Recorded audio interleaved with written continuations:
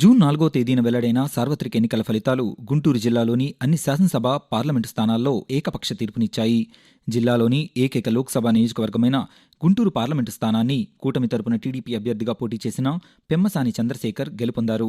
తన సమీప అభ్యర్థి వైసీపీకి చెందిన కిలారి రోసయ్యపై 3.5 లక్షలకు పైగా ఓట్ల మెజారిటీతో ఆయన విజయం సాధించారు. గుంటూరు జిల్లాలోని శాసనసభ స్థానాల్లో కూడా కూటమి తరపున పోటీ చేసిన 6 తెలుగుదేశం అభ్యర్థులు, జిల్లాలో జనసేనకు కేటాయించిన ఏకైక స్థానమైన తెనాలి నుండి పోటీ చేసిన నాదెండ్ల మనోహర్ గెలుపొందారు.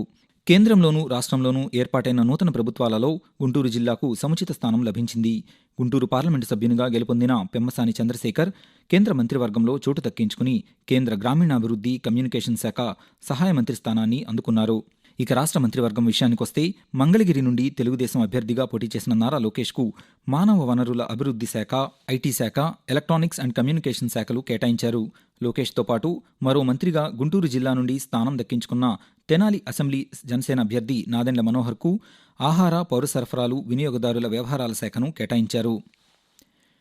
బుద్ధ పౌర్ణమి పర్వదినాన్ని మే నెల 23వ తేదీన గుంటూరు నగరంలో ఘనంగా నిర్వహించారు.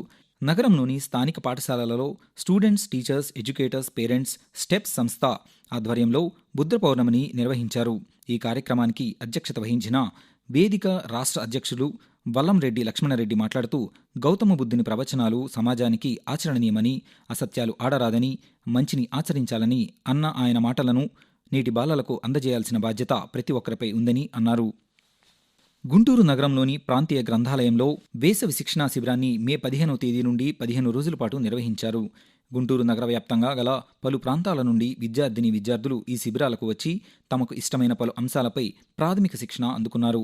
చిత్రలేఖనం, క్లే మేకింగ్ వంటి అంశాలలో నిపుణులు అందించిన శిక్షణ విద్యార్థులలోని సృజనాత్మకతను వెలికితీయడానికి ఎంతో ఉపయోగపడింది. ఇటువంటి కార్యక్రమాల వల్ల వేసవ సెలవులు వృధా కాకుండా ఉండడమే కాక పిల్లలలో ఉన్న ఆసక్తిని కూడా తెలుసుకోవచ్చని తల్లిదండ్రులు హర్షం వ్యక్తం చేశారు. Andhra, Telangana NCC directorate deputy directorate general air commander VM Reddy May నెల 29, 30 తారీఖులలో గుంటూరు జిల్లాలో పర్యటించారు. జిల్లాలోని నంబూరులో గల స్థానిక కళాశాలలో 10వ బెటాలియన్ బాలికల వార్షిక శిబిరాన్ని ఆయన సందర్శించారు. ఈ సందర్భంగా ఆయన మాట్లాడుతూ, ఉభయ తెలుగు రాష్ట్రాలలో ఇప్పటికే 70 యూనిట్ల ద్వారా శిబిరాలు నిర్వహిస్తున్నామని, త్వరలో ప్రతి జిల్లాలోనూ శిబిరాలు ఏర్పాటు చేయనున్నామని తెలిపారు. ఈ సంవత్సరం నుండి వార్షిక శిక్షణా శిబిరంలో సాహస విన్యాసాలు, రాక్ క్లైంబింగ్, ట్రెక్కింగ్ వంటివి ప్రవేశపెట్టామని, తద్వారా క్యాడెట్ల పూర్తిస్థాయి ప్రావీణ్యం పొందగలుగుతారని కమాండర్ విఎం రెడ్డి తెలిపారు. కేంద్ర ప్రభుత్వం మొదటి దశలో 26,000 ఎన్సీసీ పోస్టుల భర్తీకి అనుమతి తెలిపిందని వివరించారు. ప్రజలకు రహదారి భద్రతపై సంపూర్ణ అవగాహన కల్పించేందుకు ప్రభుత్వం చేపడుతున్న చర్యల్లో భాగంగా జూన్ 6న గుంటూరు ఉప రవాణా కమిషనర్ కార్యాలయంలో సేఫ్టీ డ్రైవింగ్ విద్యా కేంద్రాన్ని ఉప రవాణా కమిషనర్ షేక్ కరీం ప్రారంభించారు.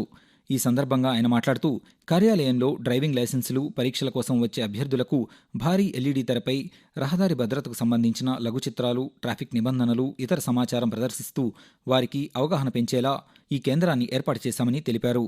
మోటారు వాహనాల చట్టంలోని మౌలిక సూత్రాలను వివరించడం, చట్టాలను అతిక్రమిస్తే విధించే జరిమానాలు, శిక్షలపై ప్రజలకు అవగాహన కల్పించడం ద్వారా వారు ముందు జాగ్రత్తలు పాటించేలా చేయడం ఈ కేంద్రం ముఖ్యోద్దేశమని వివరించారు.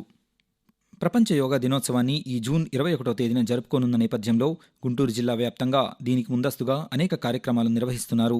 జిల్లాలో యోగా శిక్షణ అందిస్తున్న అనేక సంస్థలు యోగాసనాలలో పోటీలు నిర్వహించి యోగా దినోత్సవం రోజున బహుమతులు అందజేయనున్నారు. అలాగే ప్రాకృతికంగా ఆరోగ్యాన్ని ఎలా కాపాడుకోవాలో అవగాహన తరగతులను నిర్వహిస్తున్నారు. ప్రభుత్వం తరపున కూడా జూన్ 21వ తేదీన వేలాది మందితో సామూహిక యోగా కార్యక్రమాన్ని నిర్వహించడానికి ఏర్పాట్లు చేస్తున్నారు.